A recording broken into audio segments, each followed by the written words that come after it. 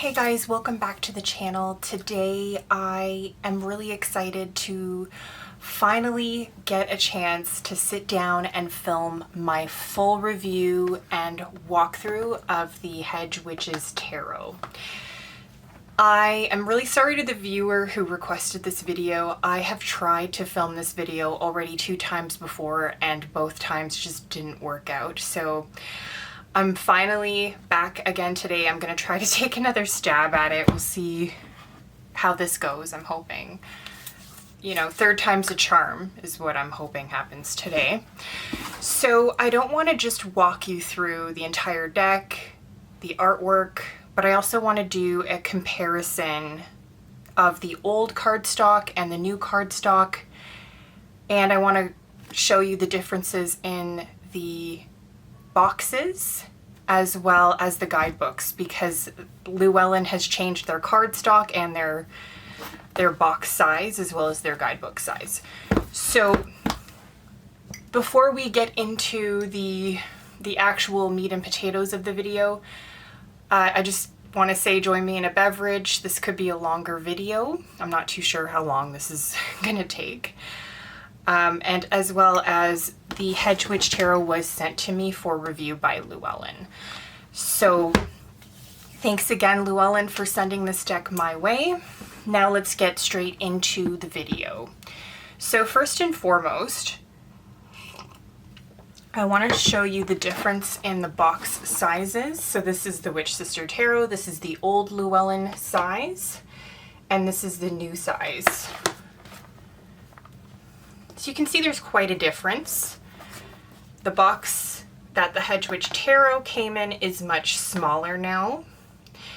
And I haven't quite confirmed, I really should, if this is going to be the new size going forward. From what I've heard online already, this is the new size. I believe some other new titles came in a smaller size, as well as with the new cardstock. So I think it's safe to assume.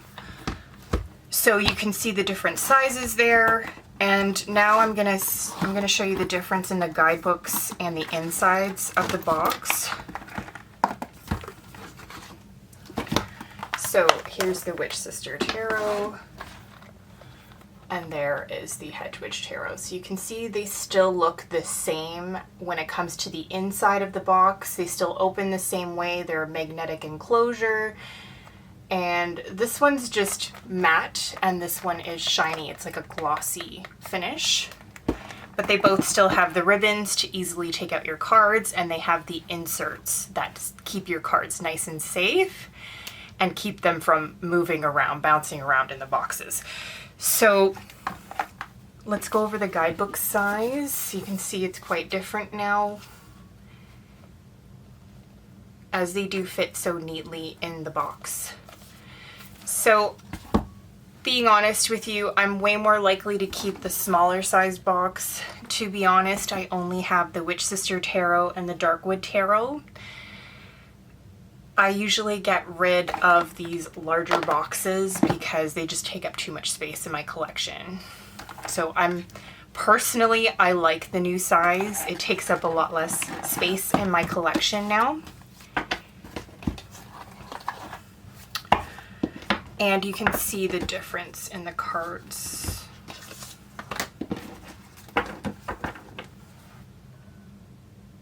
You can see, so again, we have a glossy finish with the old cardstock, and we have more of a linen finish now with the new Llewellyn cardstock, and you can kind of see it is textured, so it is like a linen cardstock. The cardstock is much thinner than the previous cardstock. This has a more laminated, glossy feel to it. This is more linen, and it feels more like paper. It's much thinner than it used to be. But to be honest, I've been working with this deck for over a month now, and I don't see any damage on the cards as of yet. It's holding up really nicely. I wasn't a big fan of the previous Llewellyn cardstock. I've had numerous decks obtain quite a lot of damage over time. In fact, there was one Llewellyn deck, the Trick or Treat Tarot, I believe I mentioned on the channel during one of my videos that I'd worked with that deck a whole month, and it had sustained so much damage just in that 1 month that I was using it. So I don't have the best luck with the previous Llewellyn cardstock. So to be honest with you, I am greatly enjoying the new Llewellyn cardstock. Although I'm not gonna lie to you, I was a little bit nervous when I unboxed the deck and I felt how thin the cardstock is. But so far in my experience, I haven't experienced any damage with this new cardstock. Okay, so guidebook difference, they're pretty much the exact same except size. You still get a full image reproduction and you get your card meanings. So I'd say they're pretty much the same, just different sizes. They feel the same, they smell the same. So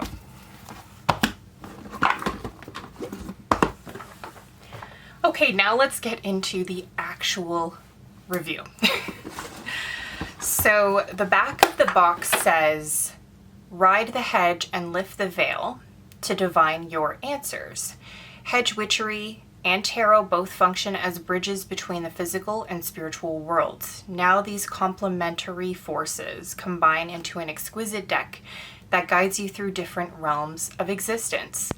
The Hedgewitch Tarot unholds Rider-Waite-Smith tradition while honoring the Hedgewitch's connection to the unseen. Tudor Beth," sorry, I hope I'm pronouncing her name correctly. She's actually the creator of this deck. "Tudor Beth's companion book guides your journey and reveals each card, 3-part meaning. The border, the card's story and location, the writing, actions needed to make the card a reality, and the veil. A practical exercise such as a spell, charm, prayer, or meditation.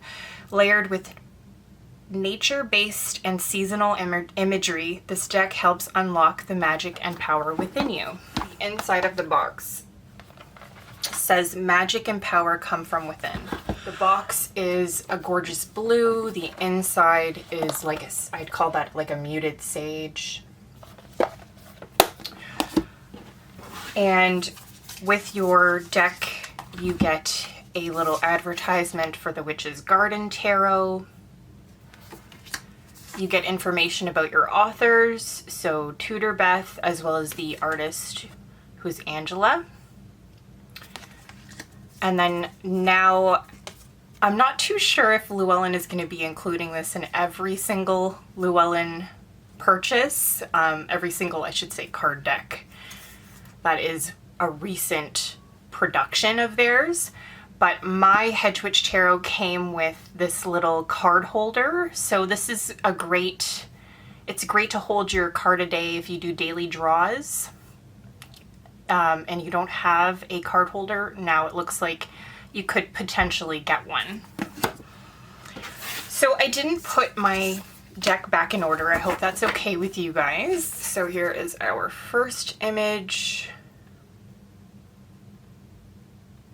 And I'll quickly show you the backing. It's beautiful. I absolutely love the blue and the brown together.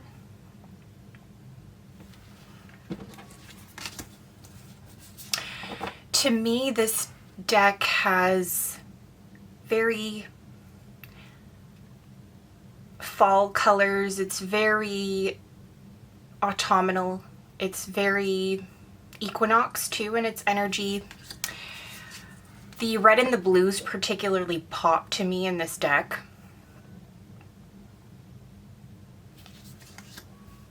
As I've mentioned on the channel, there's a lot of different creatures from other realms, other worlds, so it has this very folk and fable, mythological kind of energy to it.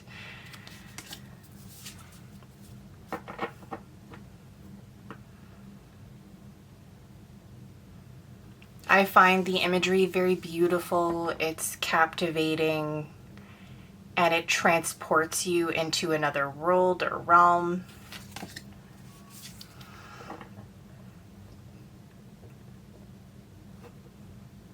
Now, I personally don't think that it reads like a traditional Rider-Waite-Smith, like we'll be able to see with this card here. This is the Hierophant card, although it has the title of the Alchemist, which is typically 14. It's the Temperance card, number 14 in the deck.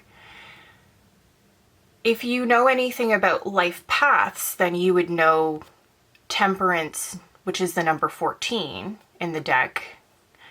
It's actually a 5 because 1 plus 4 is 5. So the two energies are actually linked. And I see this as a different way to look at the Hierophant card. It's interesting for me as somebody who is currently obsessed with life paths. I want to focus on that in the future when it comes to tarot reading for others. I want to specialize in it.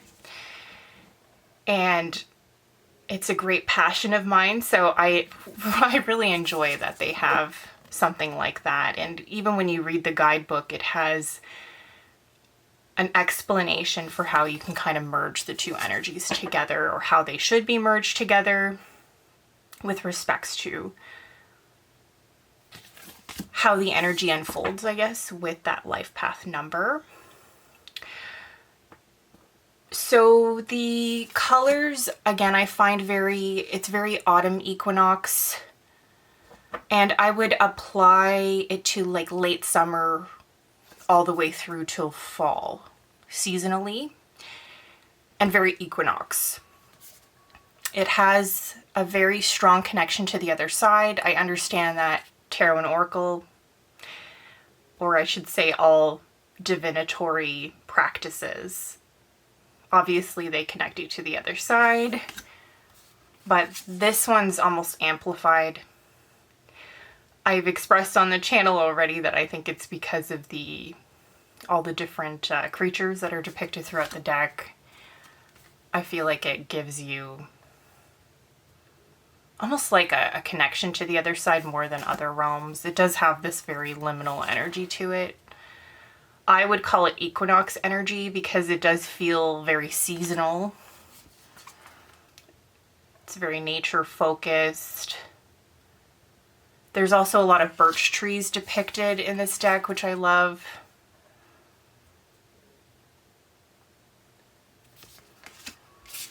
What else did I want to share about this deck?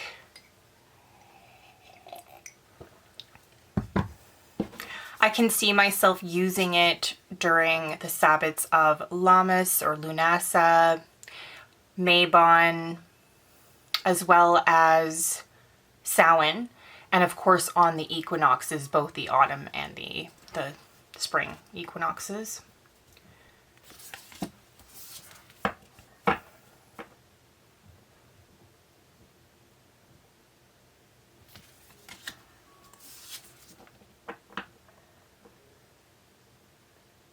Imagery is very vibrant. It's very bright, saturated colors, as you can see.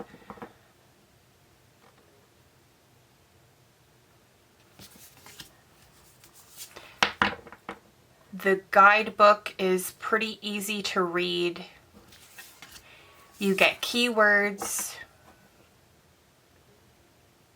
You get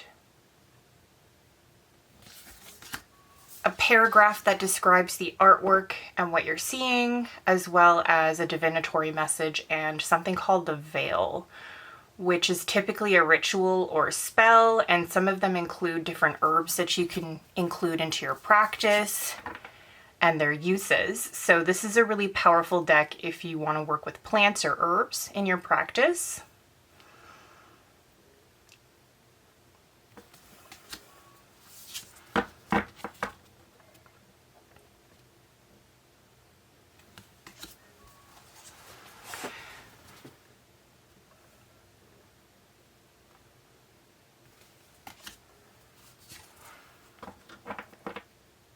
There's also a lot of witches on broomsticks, you'll see that.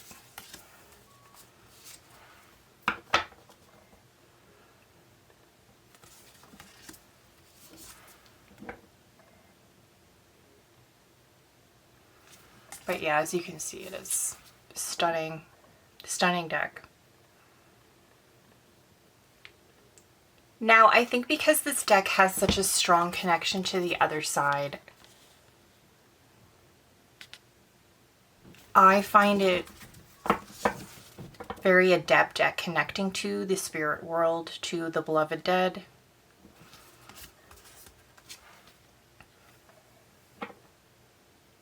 So I can see myself working with this during Samhain.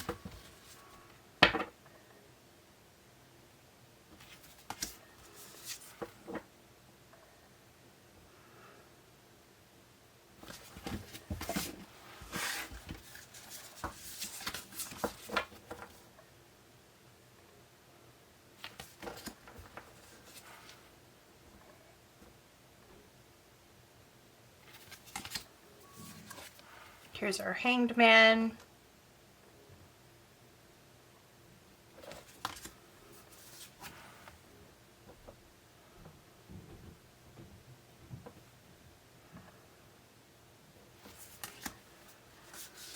And this is another, I feel like this feels more Lover's card to me, although it's the Two of Cups.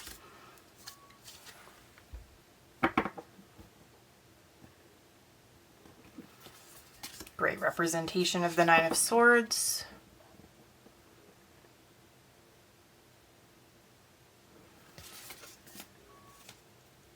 That's the Nine of Cups. The Seven of Cups.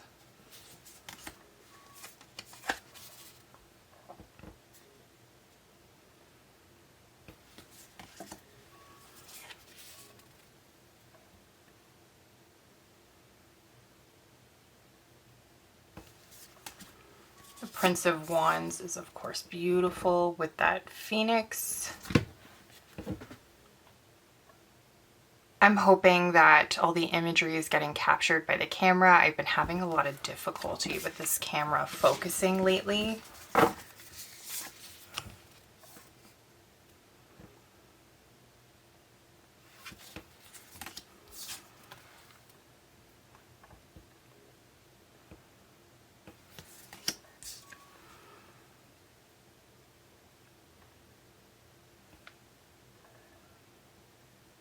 That's a Sphinx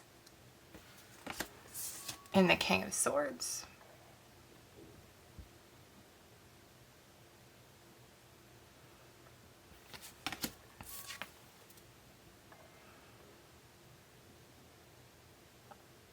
Love the pumpkins in that image. Here's our Hermit card.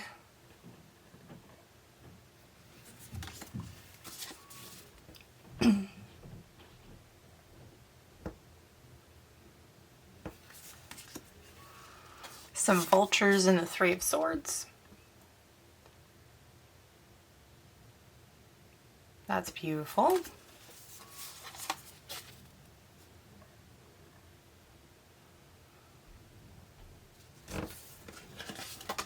Whoa, a pretty standard ace.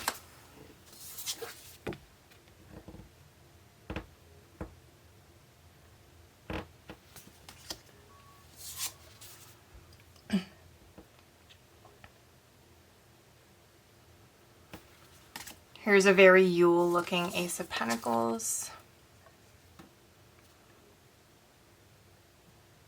Very beautiful. Four of Swords with more birch trees depicted.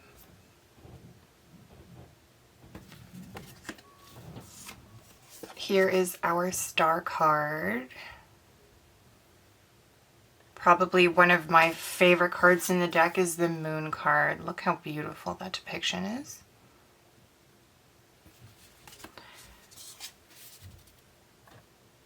Pretty common depiction of the King of Cups is as a mermaid. The Cupids, I think that's our Lover's card. Three of Wands.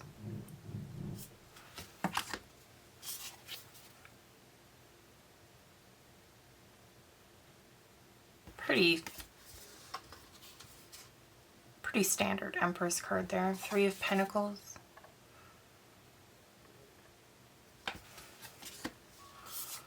Five of Swords.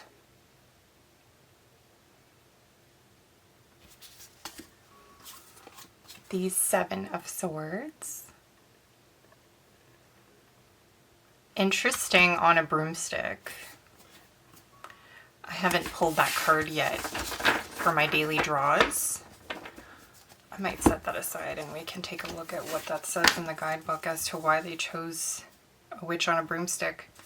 Princess of Wands.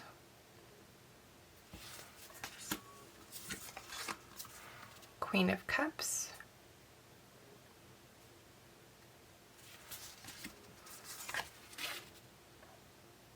Beautiful Nine of Wands. Here's our Magician card, renamed the Wizard. Two of Swords. Prince of Cups. And then our Fool, which is a jester. I don't really like these depictions, to be honest. I understand the historical context though. And the Ten of Cups is our last card in the deck.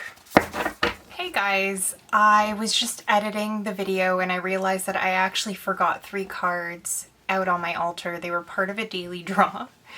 So I just quickly wanted to show you the last remaining 3 cards. So the Five of Pentacles,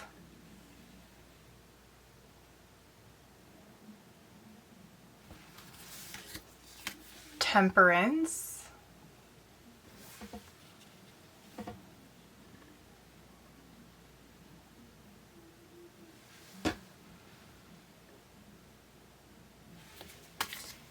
and the Ace of Cups.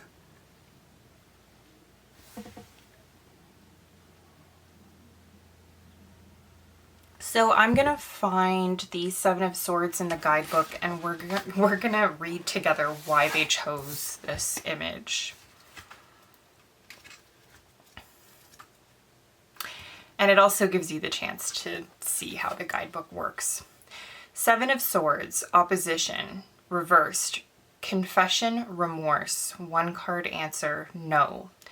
The border, 7 falling silver birch trees are hurtling towards the hedge witch as she tries to flee the situation. The trees are blocking her every move. The riding, as you ride to the border, oppositions come at you from every direction. It would appear you cannot get a clear path on your journey. You need to set clear boundaries so there is no confusion. The appearance of this card in a reading can also mean that someone around you is dishonest and using trickery to hinder your plans and good intentions. Someone may have overstepped the mark and is now lying to you about their actions. You need to face the truth and be clear in all your deeds and actions. Make those clear boundaries for others and for yourself. The veil, boundaries can often be difficult to make, but they are a necessity. On a Wednesday evening, light a blue candle and have this card in sight as you list those things that are important to you. List what boundaries you need to put in place. By the blue candlelight, focus on your interactions and look at your list. Imagine how you bring about the change and then read the list out loud before blowing out the candle. Watch the rising smoke take your intentions to the universe to help bring about change and keep your list with you. I thought that was a pretty good explanation.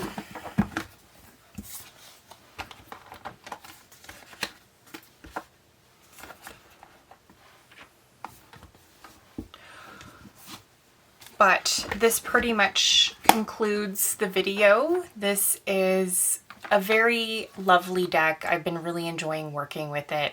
I'm still working with it, to be honest with you. I have been just very mesmerized by the artwork. I find this deck very pleasant to look at. It's very beautiful in my opinion. So it's definitely going to be, I can see, a deck that I keep reaching for as the years go on. And I hope you really enjoyed this video. I hope that I answered any of your questions if you're on the fence about picking up this deck. And Let me know in the comment section below if you have this deck, if you've purchased it, and what you think about it. And I will see you in the next video. Thank you so much. Bye.